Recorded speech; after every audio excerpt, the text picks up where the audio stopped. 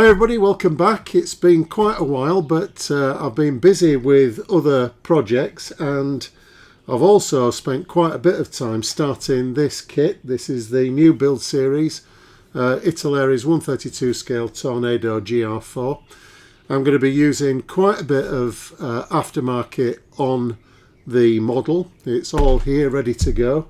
And I'm also going to be modifying this cockpit assembly quite a bit in this video because it's not really possible to build a accurate GR4 straight from the box. It needs quite a bit of modification. And I think what Italeri have done is create some generic mouldings for the various iterations of the kit that they're producing at the moment. So there's quite a lot to do in this first episode, so we'd better crack on with it and we'll get over to the bench and make a start. Okay, let's get to it, and I'm going to be starting off in the cockpit. The seats I'm going to be replacing with some 3D printed ones. I showed you those in the preview video. I'm also going to build up the kit seats as well, just to give you a comparison, and then you can judge for yourselves whether or not it's worth investing in the 3D printed seats. But the first job is to cut the cockpit components out. Obviously the main section is this one here, 73E. So I'll get these cut off and we'll take a look at them, see what we've got to do the modifications that we're after.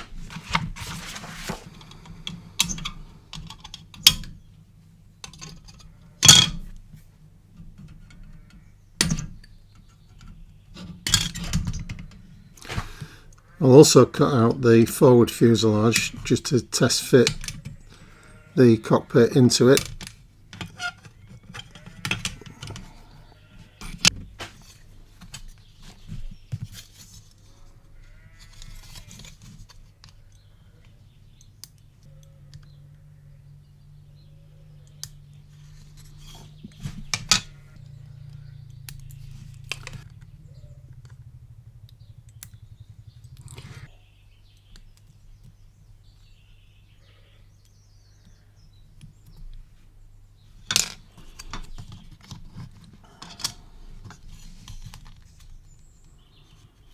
So this rear bulkhead I'm going to modify a little bit. I'll remove the pipework and reinstate it with some rod, and I'll also make up these hoses, which will look better if they're in relief. They're a bit flat on the bulkhead as they're moulded. These actually connect to the ejector seats, so that will look better if I do that. And there's also the same sort of hoses for the pilot as well. So just as I'm cleaning these up, I'll test fit them into their positions just to make sure they're all going to go okay. That's just to make sure that all the sprue gates are cleaned up and you get the fit as the kit intended.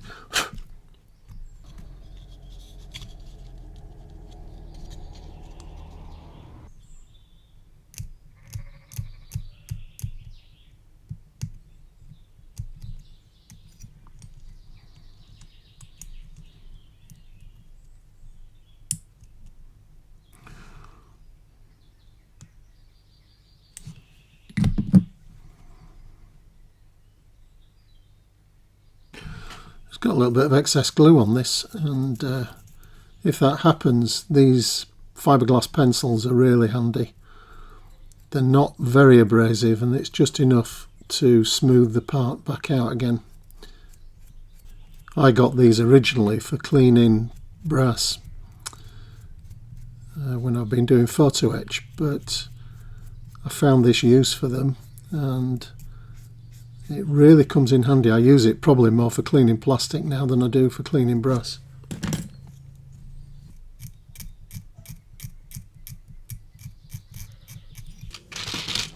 Okay, let's sort out this bulkhead. I'll just get a photograph for reference.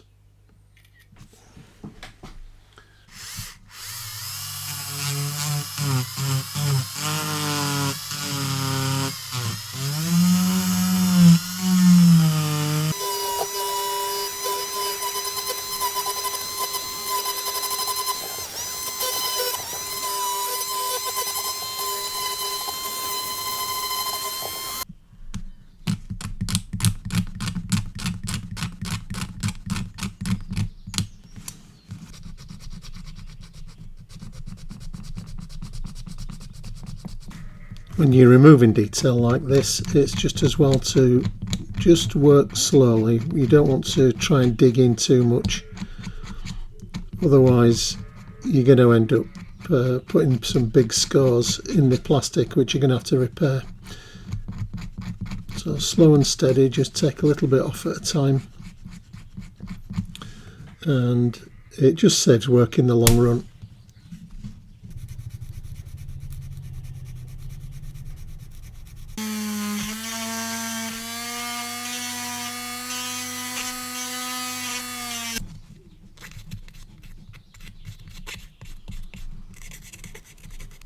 Okay, I'm happy with the bulkhead, so I'm going to move on to the cockpit. I've already started to do a little bit of work on the side consoles. The first thing I've done is to reshape the lever here on the what I assume is the throttle quadrant. I think just with the limitations of the moulding process, it was very sort of triangular and odd shape, so I've just used a knife just to reshape that a little bit. Looks a lot better. And I've started to fit some of these little switches. These are from a company called NEZ or NEZ, I'm not quite sure which. We've got some covered switches here. These are various knobs and switches in different sizes. And we've got some toggle levers here. And I've already used quite a bit of these on the side consoles. So what I've done is I've looked at my references and just made sure we're looking at a GR4, because I imagine that the console layout will differ from one mark to another. So this is from a GR4. So what I've done is concentrate on one console at a time. This is the pilot's right hand console, and what I've done is mark up a photograph of the Italeri part here with all the modifications that need to be made to replicate that GR4 layout.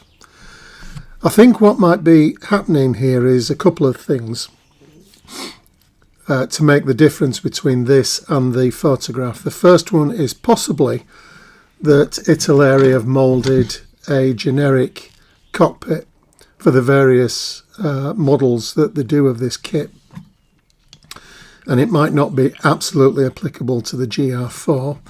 The other thing is that I've got several reference photographs of the same area, and these consoles do differ in position.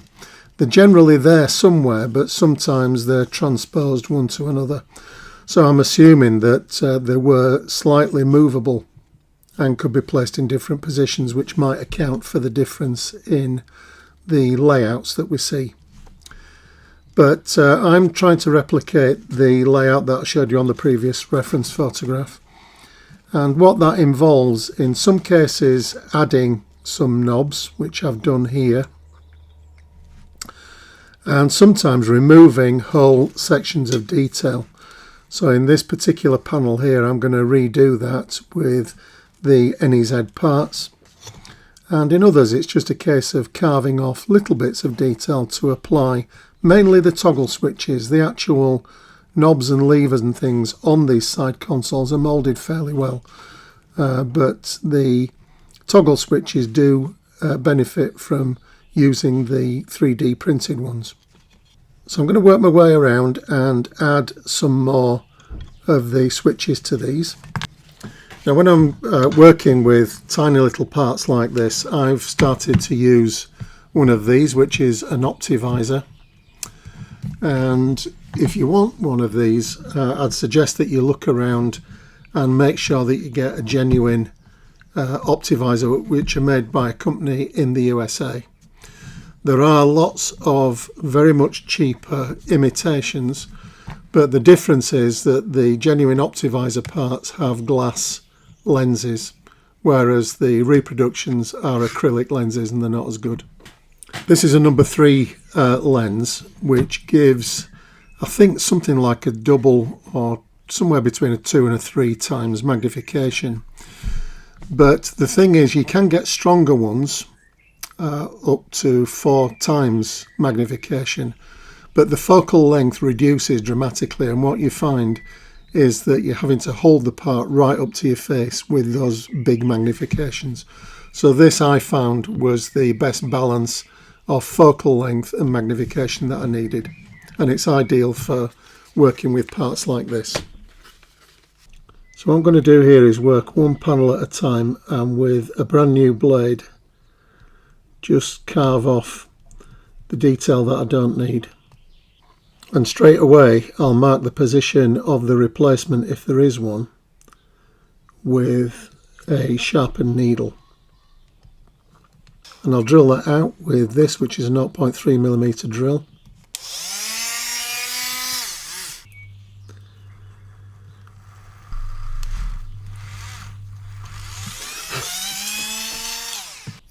I'll do all the holes that I need first, because the new switches are very delicate, particularly the toggle ones, and they're easy to snap off if you're working in the vicinity. So let's get them all cleared first.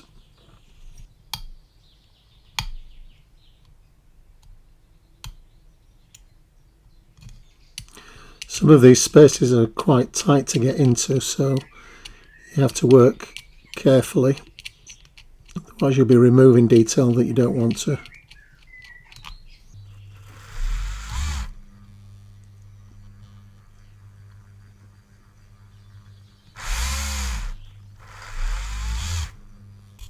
So with a bit of clean up, that's ready to accept the new switches, but as I said, I'll do them all together. Go on to the next panel now and clean that up. We don't need to drill this one out, that's just some extra switches that we don't need. Now sometimes it's a good idea to not quite sand all the detail off before you make the mark. It's easier to see when you've still got a little scar of the Italeri moulding to mark out.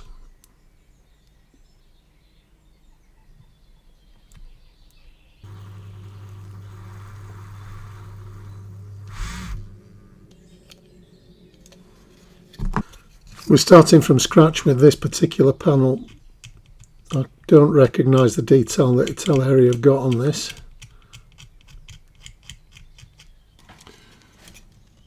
Okay, with all the holes drilled out all at once, we can now fit the switches.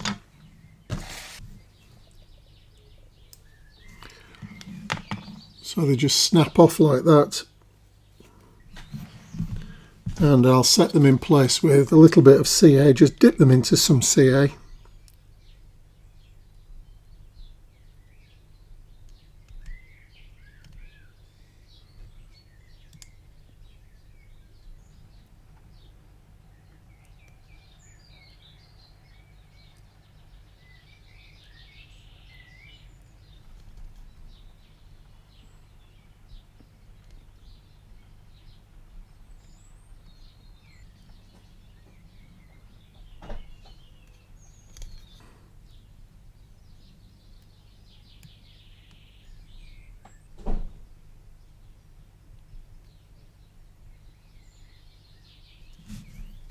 Just replacing some of the knobs now, and there's a good selection on the 3D print that I've got there.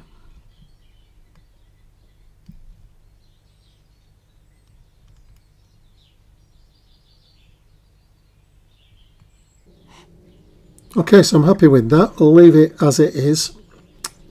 The toggle switches particularly are very delicate, so it's easy to snap them off. I've replaced one or two of these as I've gone along, but they are quite a bit better than the little stubby Italeri mouldings that you get. And the other thing with them is that they're going to be easier to paint because they're a lot more distinct, as I said, than the Italeri moulding. So I'll put that carefully to one side, and we'll turn our attention now to the instrument panels. I'm going to start with the rear panel. And if you saw the preview, you'll know that I'm fitting this 3D printed set, which includes the late style Tardis upgrade and the late style tabulators as well. So that's all one piece ready to go. But the panel that's underneath it, this one, needs quite a bit of work to get it corrected. So I'm going to start out by removing 4 of these instruments. We just need this one for the artificial horizon.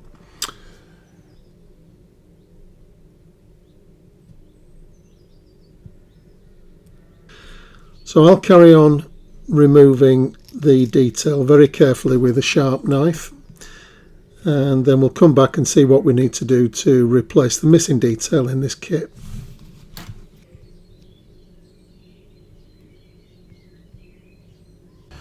So I've got everything flattened off. The shape of the panel's been altered in this corner. I've removed the 3 instruments here, just leaving the artificial horizon.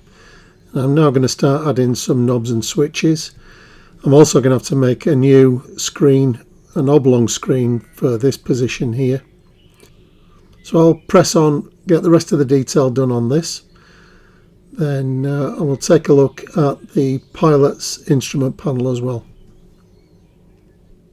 This is the pilot's instrument panel, and fortunately all we've got to do with this is replace these 9 switches for some of our toggle switches.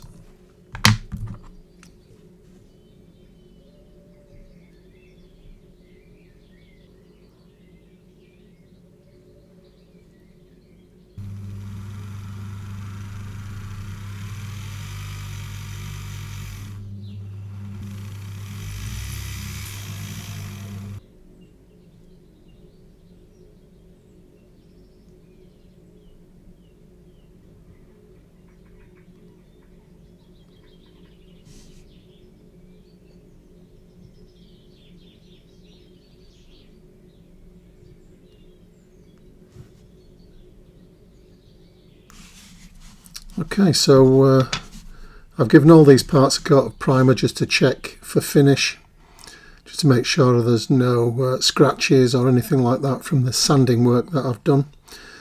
And okay, they're nice and clean, so they're ready for some paint, I think. But I can't do any more just at the moment because I'm waiting for a new punch and die set so that I can do the instruments on them. So they'll just get put to one side. Just coming back to this rear bulkhead and reinstating the detail that I removed. Starting with some couplings ready for the pipe work.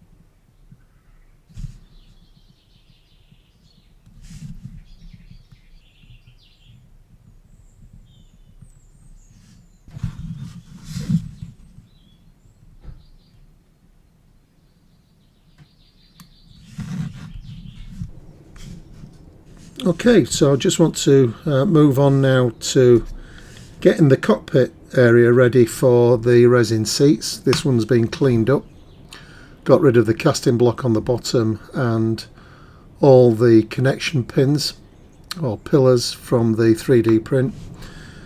The thing that we have to do with this is to make sure that it sits at the correct height in the cockpit. And to do that, I've had to remove the plastic pedestals that are formed in the Italeri kit. So I've just ground those away with this mill and tidied it up a little bit. I do want to fill the hole though, because even though the seat covers most of the hole, you might just be able to see little gaps here and there. So I just want to put a plate of styrene sheet in here just to fill it.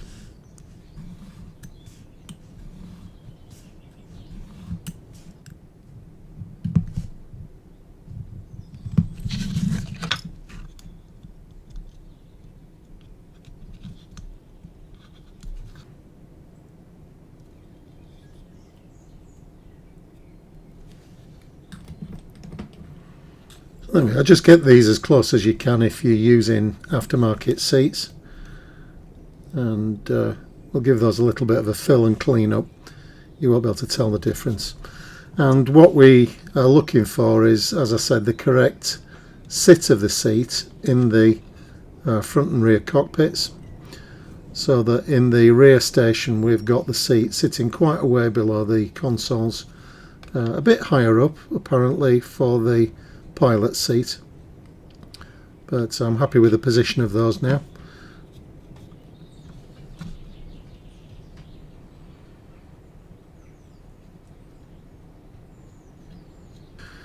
I think that'll be enough. We don't need to worry too much about these. So I'll let that dry, and I'll come back to the instrument panels. And I want to reinstate some of the missing detail from the nav panel here. The main thing is a screen which is missing from this position just to the right. The rest of the moulding is pretty good. We've got extra instruments that I've already removed and smoothed out, so I'll just use some plastic sheet to get these missing details reinstated. So I'm going to try some 0.2 sheet. I think that's probably about the right gauge. Okay, so that's about the same sort of thickness as the Italeri moulding, so that'll look good. It won't look too out of place. So we'll just cut that to shape and start adding this detail.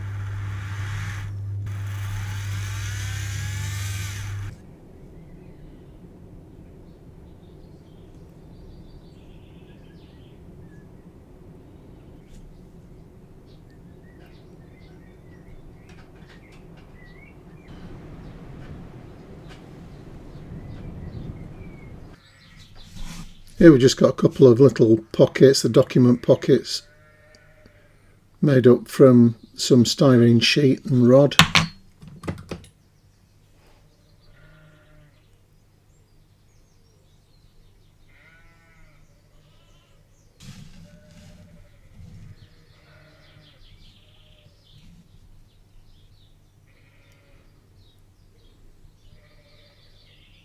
One of the things that you can see on photographs of the Tornado cockpit is slightly different coloured panels, and I assume that's just where they've been replaced or changed over time. So I'm trying to replicate that by just picking out one or two in slightly different shades of grey, not too much, we don't want a harsh effect here.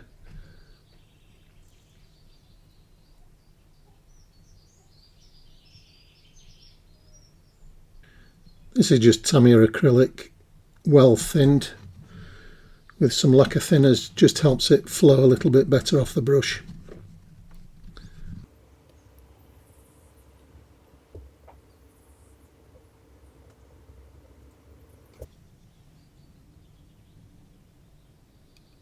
Okay, I'm coming back to the instrument panels now and starting to apply some decals. And I'm going to be mainly using these, which is a set of Airscale modern cockpit instruments in 132 scale. One thing looking at them though is they do appear slightly oversized. So I'm going to have to cut some of them down to fit. And to do that I'm going to be using this hole punch. This is a new tool that I've started to use. It's by RP Tools, which I think are based in Hungary. I got these from Scale Model Shop in the UK.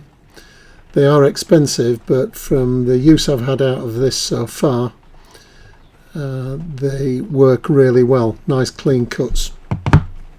So we'll start off with the pilot's instruments. We'll just zoom in a little bit. And we've got the first thing is the artificial horizon, or as Airscale call it, the horizontal situation indicator.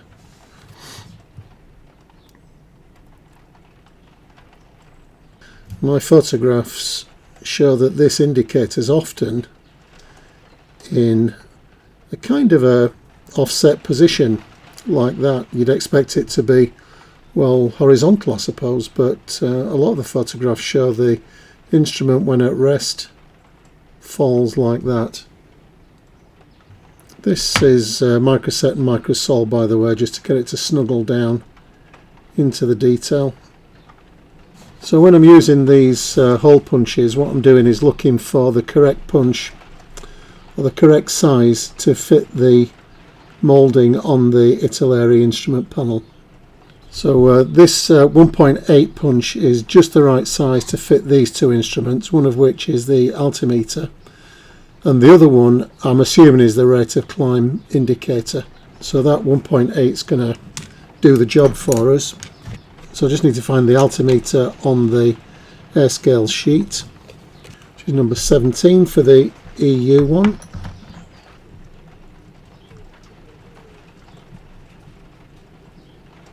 Just making sure that the decal is right in the middle of the punch hole.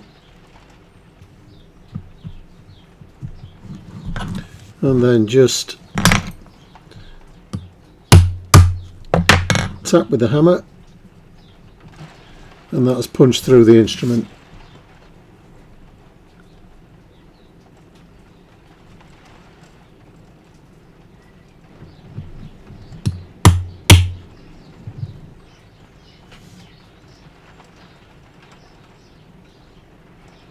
Okay, so I'm just going to leave these to set a little bit, and in the meantime I'll sort out the instruments on this side, which are mainly engine instruments and fuel gauges. Then we'll do the display screens. I'll paint those in, and all the detail painting on these panels, and then hopefully we'll have something approaching an accurate GR4 instrument arrangement. I'm just applying a little bit of solver set to these decals, and that was kindly sent over to me by my friend and patron Gary. But this, he did warn me, is rocket fuel, and as it turns out is right. These really do settle down under the solver set, but you've got to be sparing with it and let it dry before you apply any of the other decals. What you don't want to do with such a strong decal solution is to be messing about with them and repositioning them. Nearly finished with these instrument panels now, just picking out some of the toggle switches that are fitted. This is Tamiya Gloss Aluminium, their lacquer range, which paints easily, don't leave any marks.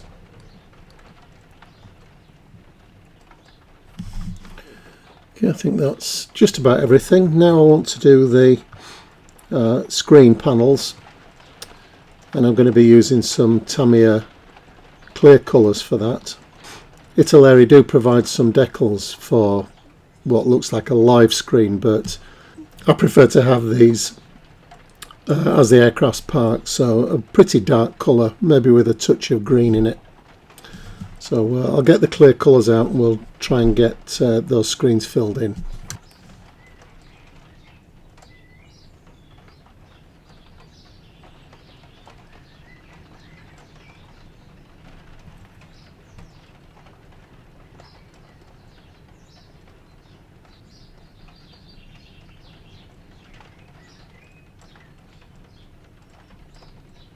So here I'm using Tamiya Clear Green,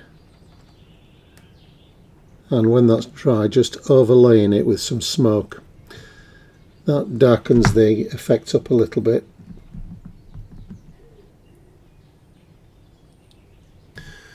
And the last job on these is just to fill in the instrument decals with some clear lacquer gloss.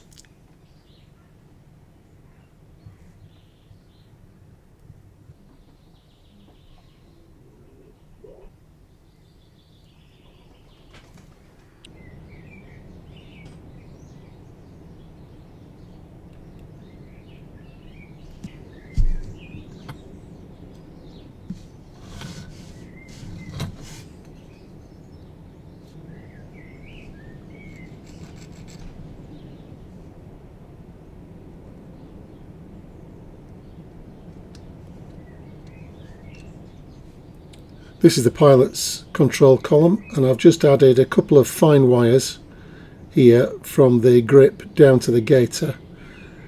I assume that they're just the connecting cables for the various switches on the top of the column here. It's just that little bit of extra detail.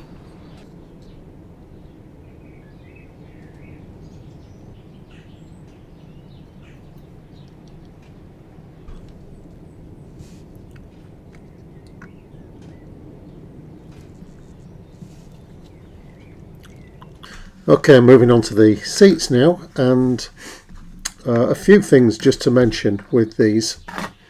Originally in the preview video I showed you these, which are 3D printed. I got these from the Tornado SIG, and they're pretty nice. These are all one piece. They took quite a bit of work to get out of the block or frame that comes on the 3D print. But eventually I did it. The problem is that they're not quite the right style. They are Martin Baker Mark 10s, but they're not quite the right style for the aircraft that I'm building, so they're going to be in the spares box maybe for a future build. This is the equivalent seat from the kit, and we also get some harnesses for this in photo etch. And I think that you could probably make a reasonable job of those if you wanted to add a little bit more wire, a bit more detail into them.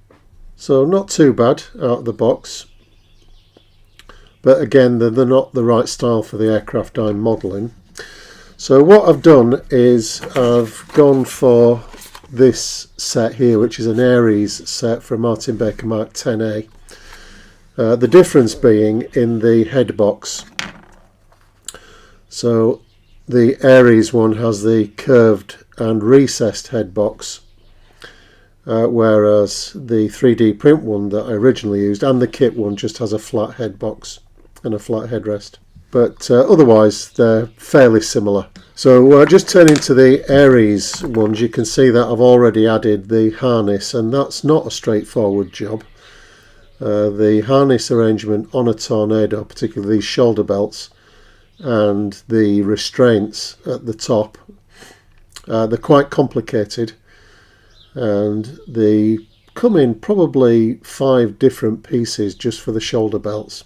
So because they were complicated, I just pressed on and got those to that stage with the photo etch harness assembled. One little tip that I'd offer with sorting belts out on these seats is to leave the buckles on the fret and actually thread the belts through them whilst they're still attached. It's much easier to hold onto the fret than trying to hold a tiny little buckle in tweezers whilst you're putting the belt through it and looping it through. So that makes the job a lot easier. There are different methods that you could use for painting and finishing seats like this. You can either do as I've done here, which is to assemble the whole seat with the belts in situ. I'll then paint this, prime it, paint it, and do the fine detail painting on it. That's the way we're going to tackle these particular pair.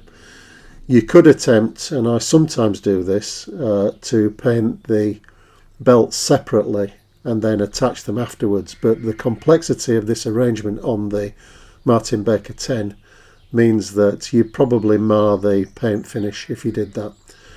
So the next step is to get these primed. First of all, I'll just drill a hole in the bottom and insert a cocktail stick just to make it easier to hold. And then once the primer's dried, we'll paint the base colour, which is a dark grey, and then I'll do the detail painting of the cushion and the belts and so on.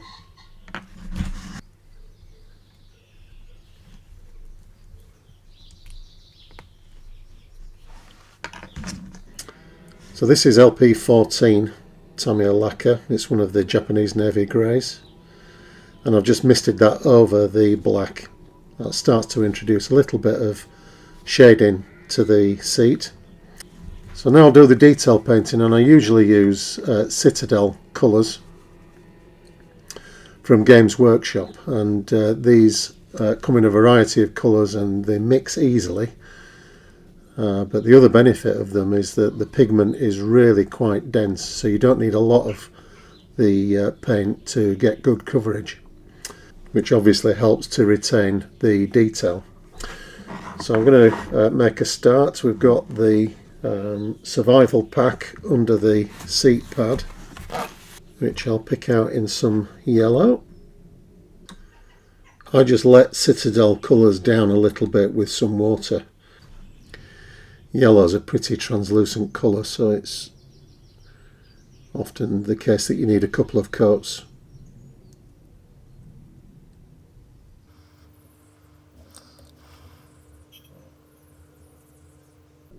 Just a very light dry brushing at this stage, just to pick out the detail on the grey areas of the seat.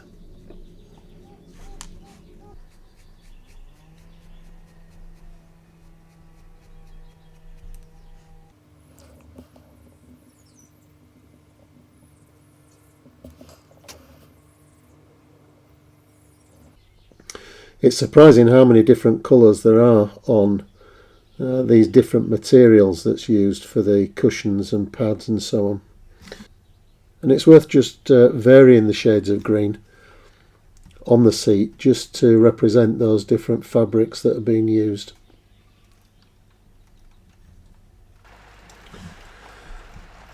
Okay, I think that's okay for the basic colours. There's quite a bit of metallic detail to apply to these seats, but what I'm going to do next is give these a coat of varnish because I've got some decals to fit. Then once I restore the matte finish, I can then fill in the metallics. Otherwise, just applying the matte varnish over the metallics just dulls them down again. Okay, the gloss coat's dry, so on with the decals, and I'm going to be using two sets to finish these seats off. The first one is this from Airscale, Modern Cockpit Data Plate and Warning Decals, so we'll get the danger warning markings for the top of the head box and the data plates as well for the seat. And I'm also going to use some of the yellow and black strips here for the pull handle on the model, see if I can get a decent result with that. The other thing that I'm going to be using is this set from ANYZ, which are seatbelt stitches in 132 scale. These are white and they're in various patterns along with some long strip of stitching, and I'm particularly going to be using these on the cover here on the head box. We've got a crossed pattern of stitching on top, which is quite distinctive, and obviously being on the top it's quite noticeable. So let's see if we can do that as well. So I'm going to start with the data plates and warnings first of all. Usual routine with microsol and microset.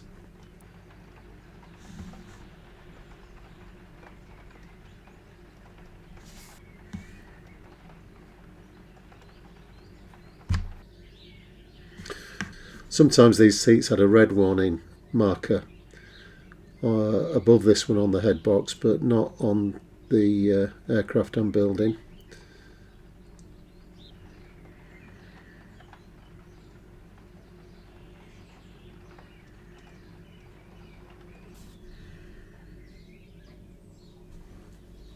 Okay, so next up I'm using this seatbelt stitching material in decal form, using the cross hatching and the single strip of stitching here.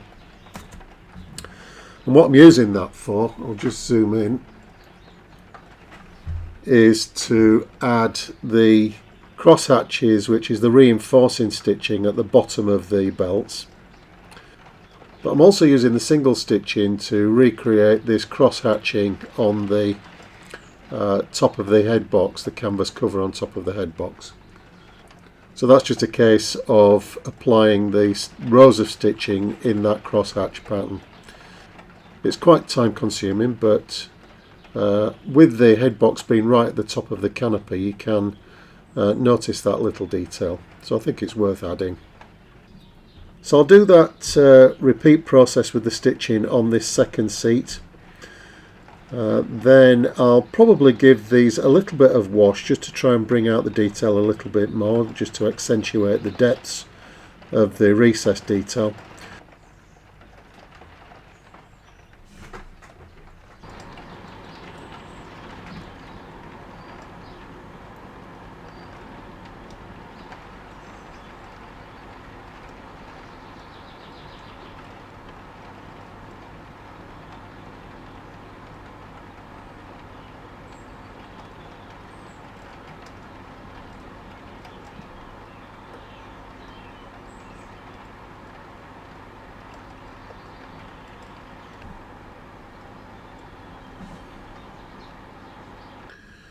Okay, I'm happy with those. The seats have just been finished off there with some Tamiya panel liner, black, very light, and that just goes into the recesses and helps bring out the detail a little bit more. So now I'll give them a coat of flat varnish, then we can finish them off with all the metallic details.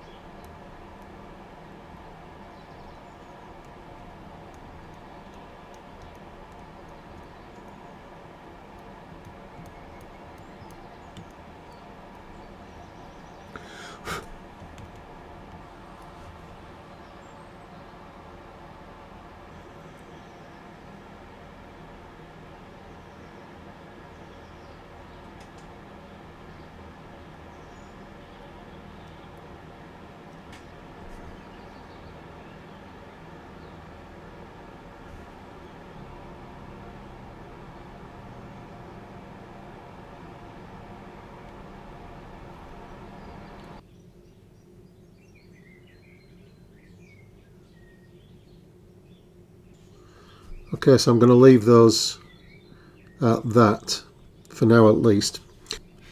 The only thing I've got left to do, which I'll do next time in part 2, is to fit some hoses which go from the head box here on both sides, and on the nav seat they go back to the rear bulkhead and on the pilots they go down to the fuselage side somewhere. So I can't do those yet until these are fitted. So what I'm going to do is just fit these into the cockpit, just temporarily. Get some photographs for the end of the video for you. And we'll pick it all up again in part 2. We'll get the cockpit installed into the fuselage halves, and I'll tackle those panel lines that I mentioned in the preview video. I've got a fix for those. So we'll do all that next time out. So thanks for looking on this. I'll get those photographs done and I'll see you next time. Bye for now.